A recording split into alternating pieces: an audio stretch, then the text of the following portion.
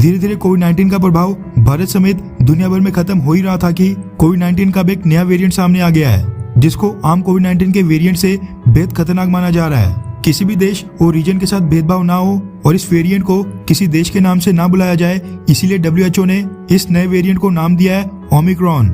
World Health Organization WHO के मुताबिक ये ओमिक्रॉन वेरिएंट सबसे पहले रिपोर्ट हुआ था साउथ अफ्रीका में, लेकिन अब उसके बाद सेम इसी वेरिएंट के कुछ केसेस इजराइल, हांगकांग, बेल्जियम और बोट्सवाना में भी सामने आ गए हैं। ये वेरिएंट इतना खतरनाक माना जा रहा है कि कई सारी यूरोपियन कंट्रीज के साथ साथ ब्रिटेन, अमेरिका, कनाडा और कई सारे वेस्टर्न देशों ने साउथ अफ्रीका समेत कई सारे अफ्रीकन देशों के साथ फ्लाइट कनेक्टिविटी बंद करके दोबारा से ट्रैवल रिस्ट्रिक्शंस इंपोज कर दी हैं।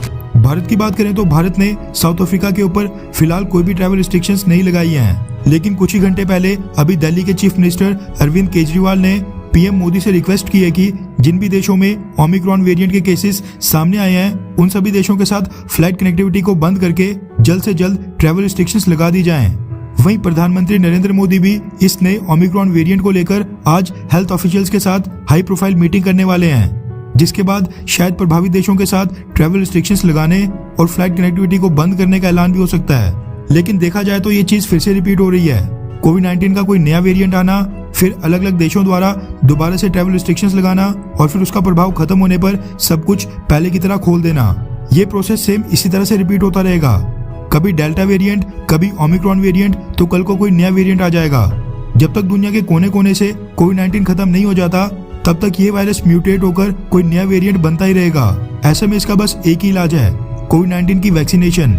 अमेरिका, ब्रिटेन और यूरोपियन देशों ने सोचा था कि ये सभी डेवलप्ड देश अपनी पॉपुलेशन को वैक्सीनेट करके खुद को सेव कर लेंगे और फिर दुनिया के बाकी देशों को वैक्सीन बेचकर पैसा कमाएंगे, क्योंकि दुनिया की मेजर फार्मा कंपनीज जिन्होंने कोविड-19 की वैक्सीन डेवलप की है, वो इन्हीं डेवलप्ड देशों से हैं। इनमें से कई देश ऐसे हैं जिन्होंने अपने नागरिकों को 2 डोजेस के बाद तीसरा बूस्टर डोज भी लगवाना शुरू कर दिया है, जबकि अगर मैक्सिमम अफ्रीकन देशों को देखा जाए तो वहां पर लोगों को अभी तक 1 डोज तक नहीं लग पाया है। लेकिन डेवलप्ड देशों की ये चालाकी अब इन्हीं के ऊपर भारी पड़ने लगी है। इनमें भी अब कोविड-19 के केसेस धीरे धीरे लगातार बढ़ रहे हैं और जो ये ओमिक्रॉन नाम का नया और घातक वेरिएंट सामने आ गया है, ये अलग से। ओमिक्रॉन नाम के इस वेरिएंट के सामने आने के बाद भारत ने पिछले कल एक बार फिर से दुनिया के सभी डेवलप्ड देशों को वार्न कर दिया है। रेफरेंस के लिए आपकी स्क्रीन के ऊपर द इकोनॉमिक टाइम्स के आर्टिकल का स्क्रीनशॉट है, जिसके मुताबिक भारत ने वर्ल्ड ट्रेड ऑर्गेनाइजेशन WTO में 164 मेंबर के सामने कोविड-19 की वैक्सीन के पेटेंट के ऊपर एक बार फिर ट्रिप्स वेवर की मांग रखने का फैसला किया है। रिपोर्ट्स के मुताबिक अगले हफ्ते नवंबर 30 को WTO की एक मीटिंग होने वाली है और भारत चाहता है कि उस मीटिंग में भारत का ट्रिप्स वेवर वाला ये प्रस्ताव पास हो जाए।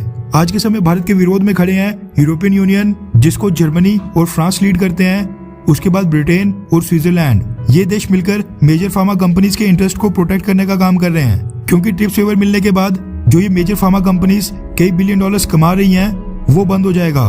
लेकिन देखा जाए तो ये समय कमाई करने का बिल्कुल नहीं है। हम पेंडेमिक से डील कर रहे हैं जो लगातार इवॉल्व हो रही है, कभी कम और कभी ज्यादा। इसलिए इन डेवलप्ड देशों और फार्मा कंपनीज को ये देखना होगा कि क्या ये जो कुछ बिलियन डॉलर्स के लिए WTO में ट्रिप्स वेवर को ब्लॉक करके बैठे हैं, क्या ये वर्थ इट है? और ये वर्ल्ड ट्रेड ऑर्गेनाइजेशन जैसे संगठनों का फिर फायदा ही क्या है, जब अगर पेंडेमिक वाली सिचुएशन में भी ह्यूमन रेस की वेलबींग के लिए यहाँ पर कोई ऐसा प्रस्ताव जो बेहद इंपॉर्टेंट है वो भी पास ना हो पाए। श्यामल मिश्रा, जो भारतीय सरकार की मिनिस्ट्री ऑफ कॉमर्स के सीनियर ऑफिशियल हैं, उन्होंने बताया कि जो अगले हफ्ते WTO की मीटिंग होने वाली है, उसमें भारत न सिर्फ अपने लिए बल्कि डेवलपिंग कंट्रीज के लिए भी आवाज उठाएगा।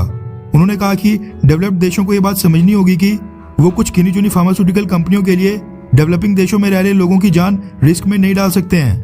वैसे आपकी जानकारी के लिए बता दूं कि ट्रिप्स वेवर मिलने के बाद कोविड-19 की वैक्सीन की कीमत $1 से भी नीचे आ जाएगी और मार्केट में खाली बैठे सभी वैक्सीन मैन्युफैक्चरर्स कोविड-19 की वैक्सीन मैन्युफैक्चर करना शुरू हो जाएंगे, जिसके बाद फिर डेवलपिंग, लो और मिडिल इनकम वाले देश आसानी से कोविड-19 की वैक्सीन अफोर्ड कर पाएंगे। वरना फिर इसी तरह का कोई नया वेरिएंट आएगा और फिर हम सब देश दोबारा से रिस्ट्रिक्शंस लगा लेंगे। वैसे आपको क्या लगता है कि क्या ये डेवलप्ड देश 30 नवंबर की मीटिंग में भारत का ट्रिप्स वेवर वाला प्रस्ताव पास होने देंगे, हाँ या फिर नहीं? नीचे कमेंट करके अपनी राय जरूर बताएं।